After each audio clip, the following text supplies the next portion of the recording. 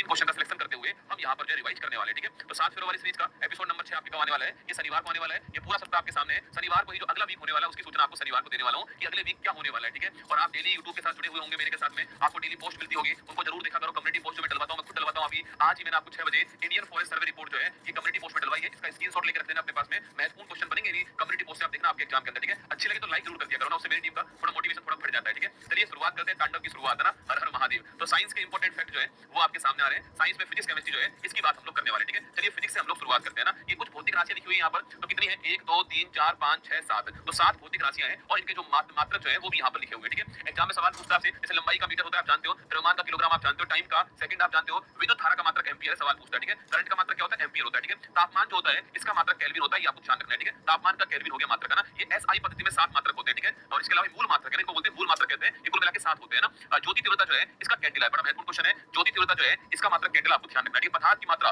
Amount of substance जो है इसका मात्रक मोल है। एग्जाम में आपसे ये 4 क्वेश्चन बनते हैं। इलेक्ट्रिक करंट का मात्रक एम्पियर, ताप का केल्विन, ज्योति तीव्रता का मात्रक कैंडिला और पदार्थ की मात्रा अमाउंट ऑफ सब्सटेंस जो है इसका मात्रक मोल होता है, आपको ध्यान रखना है, ठीक है। इसके बाद दोस्तों कुछ राशि ऐसी होती है जो अदिश राशि होती है, ठीक है, जिनमें दिशा नहीं होती उनको बोलते हैं अदिश राशि या फिर इन्हें बोलते हैं स्केलर क्वांटिटी कहते हैं, ठीक है। एग्जांपल के तौर पे दूरी है, चाल है, समय है, ऊर्जा है, शक्ति है, विद्युत धारा है, आवेश है, ठीक है। तो डिस्टेंस है, आपकी स्पीड है और टाइम है, एनर्जी है, पावर है, करंट है और आपकी चार्ज है। इसको ध्यान रखना। विद्युत धारा एक अदिश राशि है। फिजिक्स में सवाल खूब पूछता है करंट कैसी राशि है, अदिश राशि, आपको ध्यान रखना है, ठीक है। जिसमें दिशा होगी उसको बोलते हैं सदिश राशि कहते हैं, ठीक है। वेक्टर क्वांटिटी कहते हैं, सदिश राशि कहते हैं। जैसे कि आपकी मैंने बल इस दिशा में लगाया तो बल कैसी होगी, आपकी सदिश राशि होगी, ठीक है। विस्थापन डिस्प्लेसमेंट आपकी सदिश राशि है, ठीक है। वेग वेलोसिटी आपकी सदिश राशि है, ठीक है। त्वरण जो है आपके वेग में परिवर्तन की दर त्वरण होता है, ठीक है। विस्थापन में परिवर्तन की दर आपके वेग होता है, ठीक है। विस्थापन में जो चेंज होता है वो वेग होगा, ठीक है। जब आप विस्थापन में समय का भाग दोगे तो क्या आएगा, वेग आएगा, ठीक है। तो वेग आएगा और जब आप वेग में समय का भाग दोगे तो क्या आ जाएगा, त्वरण आ जाएगा, एक्सेलरेशन आ जाएगा, ठीक है। ध्यान रखना है ना। फोर्स हो गया, बल हो गया, ठीक है। तो ये क्या आपके एग्जाम में यही सवाल पूछता है, बल विस्थापन वेग त्वरण कैसी राशि है, सदिश राशि, आपको ध्यान रखना है। वेक्टर प्रोडक्ट आपको ध्यान रखना है, ठीक है। न्यूटन की गति के दोस्तों नियम की बात करूं आपसे, तो न्यूटन गति के 3 नियम आप जानते ही हो। पहला नियम दोस्तों क्या बोलता है, पहला नियम है कोई वस्तु स्थिर है तो वो स्थिर रहेगी, कोई गतिशील है तो गतिशील रहेगी, जब तक कि उसके ऊपर बल ना लगाया जाए, ठीक है। जब बल लगाएंगे तो उस वस्तु को बल लगा करके हम जो है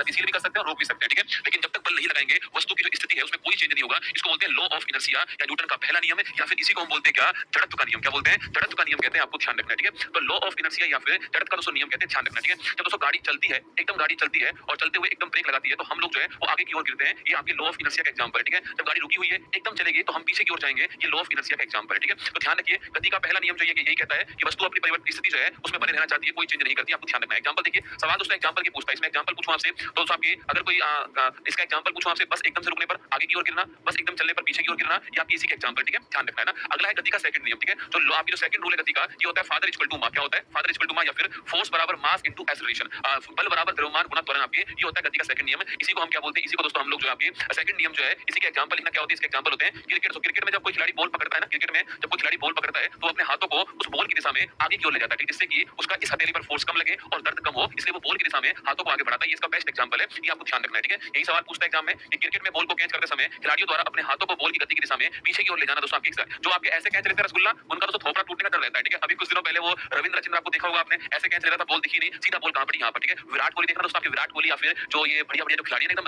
रविंद्र जडेजा टाइप के, वो ऐसे कैच लेते हैं एकदम, है ना। तो वो वाला कैच आपके एक्चुअली में वो पढ़े लिखे हैं, न्यूटन का सेकंड लॉ उन्होंने पढ़ा हुआ है, ठीक है। चलिए आगे चलिए, न्यूटन का थर्ड नियम, ठीक है। इसको बोलते हैं एक्शन रिएक्शन फोर्स। क्या बोलते हैं इसको, एक्शन रिएक्शन कहते हैं, क्रिया प्रतिक्रिया नियम कहते हैं। इसी को हम क्या बोलते हैं, संवेग संरक्षण का नियम कहते हैं। क्या बोलते हैं, संवेग संरक्षण का नियम कहते हैं। रूल आपकी कौन सा है, ये आपके मोमेंटम जो कंजर्वेशन है इसका लॉ कहते हैं, आपको ध्यान रखना है, ठीक है। मतलब कि दोस्तों अगर रॉकेट आपकी एक्शन रिएक्शन, ठीक है, आपने किसी को आई लव यू बोला, उसने आपकी जोरदार थप्पड़ मार दिया, ये हो गया एक्शन रिएक्शन फोर्स, ठीक है। तो एक्शन रिएक्शन क्रिया प्रतिक्रिया नियम होता है, ठीक है। रॉकेट आपके ऊपर जाने से पहले एक बार नीचे की ओर बल लगाता है, थ्रस्ट करता है नीचे की ओर और फिर ऊपर की ओर जाता है, ठीक है। जब आप बंदूक से गोली चलाओगे दोस्तों आपकी, तो आपका हाथ जो है बंदूक से गोली आगे जाएगी और बंदूक आपके हाथ को पीछे की ओर डालेगी, ठीक है। ये भी इसी का एग्जांपल है किसका, एक्शन रिएक्शन का, ठीक है। तो रॉकेट आपकी लॉन्चिंग के समय जो मैंने आपसे कहा, पृथ्वी पर चलते समय हम पृथ्वी को दोस्तों, ये पृथ्वी है, मैं इसके ऊपर चल रहा हूं तो मैं पृथ्वी को पीछे की ओर धकेल रहा हूं। अब दोस्तों पृथ्वी का द्रव्यमान इतना अधिक है कि मैं उसको धकेल नहीं पा रहा हूं और वो हमें आगे की ओर धकेल रही है, हम चल रहे हैं, ठीक है। ये आपकी जो है चलने के लिए जरूरी होता है, ठीक है। आगे देखिए, एक तैराक अपने हाथों द्वारा पानी को पीछे की ओर धकेलता है जिससे वो आसानी से आगे की ओर बढ़ सके, ये भी इसी का एग्जांपल, ठीक है। बंदूक जो है आपकी, बंदूक से चलने वाली जो गोली है वो भी इसी का एग्जांपल, आपको ध्यान रखना है, ठीक है। दोस्तों प्रतिक्रिया में वो लव यू टू नहीं बोलेगी, मैं जानता हूं ना तुमको, तो मैंने एग्जांपल उसी हिसाब से दिया है, ठीक है। तुम रसगुल्ला, मैं जानता हूं कि तुम्हें क्या बोलने वाली, ठीक है। बेरोजगार को रिवर्स में थप्पड़ मिलता है, ठीक है। सरकारी नौकरी वाले को रिवर्स में लव यू टू मिलता है, ठीक है। आप चेक कर लेना कौन से मानते हो ना। चलिए आगे चलिए, बल का मात्रक पूछा आपसे, क्या होता है, न्यूटन होता है, कितना न्यूटन होता है। बल का मात्रक डाइन भी होता है, ठीक है। और 1 न्यूटन बराबर 10 की पावर 5 डाइन, आपको ध्यान रखना है, ठीक है। जो फोर्स है इसका मात्रक क्या होता है, न्यूटन होता है और 1 न्यूटन बराबर 10 की पावर 5 डाइन होता है, ध्यान रखिएगा, ठीक है। पलायन मैं एक की बात दोस्तों करता हूँ, ठीक है। मान लो दोस्तों आपको वो बिल्कुल भी पसंद नहीं करती है, ऐसा मान लो, ठीक है, या आप उसको पसंद नहीं करते हो। जैसे आपने आई लव यू कहा, उसने आपको वापस से लव यू टू कहा, आपको दोस्तों गुस्सा आ गया, आपने उसको ऐसे उठा के भाई साहब आसमान की ओर फेंका, ठीक है। और मान लो आपने 11.2 किलोमीटर पर सेकंड की स्पीड से उसको ऊपर फेंक दिया, वापस ही नहीं आएगी रसगुल्ला ना, स्वाहा, ठीक है। तो अगर किसी वस्तु को 11.2 किलोमीटर पर सेकंड की स्पीड से ऊपर की ओर फेंका जाए तो वो पृथ्वी के ग्रेविटेशन से बाहर निकल जाएगी, और जो वस्तु पृथ्वी के ग्रेविटेशन से बाहर निकल गई वो वापस नहीं आएगी, ठीक है। इसको बोलते हैं एस्केप वेलोसिटी या फिर पलायन वेग कहते हैं। क्या वैल्यू है इसकी? 11.2 किलोमीटर पर सेकंड है, एक सेकंड में 11.2 किलोमीटर, इतना तेज आपको फेंकना पड़ेगा, ठीक है। चलिए दोस्तों आगे चलते हैं आपके। इसके बाद दाब की बात करूं, फोर्स की बात करूं आपके, तो फोर्स बराबर क्या होता है, जो आपके सॉरी प्रेशर बराबर क्या होता है, जो दाब है, दाब बराबर होता है बल बटा क्षेत्रफल। क्या होता है? बल बटा क्षेत्रफल। फॉर्मूला इसका कुछ फॉर्मूले आप ध्यान रखना, जैसे कि फादर इक्वल टू मास हो गया, ठीक है। फोर्स बराबर मास इनटू एक्सेलरेशन हो गया। इसके अलावा वेलोसिटी बराबर डिस्प्लेसमेंट अपॉन आपके टाइम हो गया, लेकिन आपके इसके अलावा एक्सेलरेशन बराबर वेलोसिटी अपॉन टाइम हो गया। प्रेशर बराबर बल अपॉन क्षेत्रफल हो गया, आपके फोर्स अपॉन एरिया हो गया। बल का दाब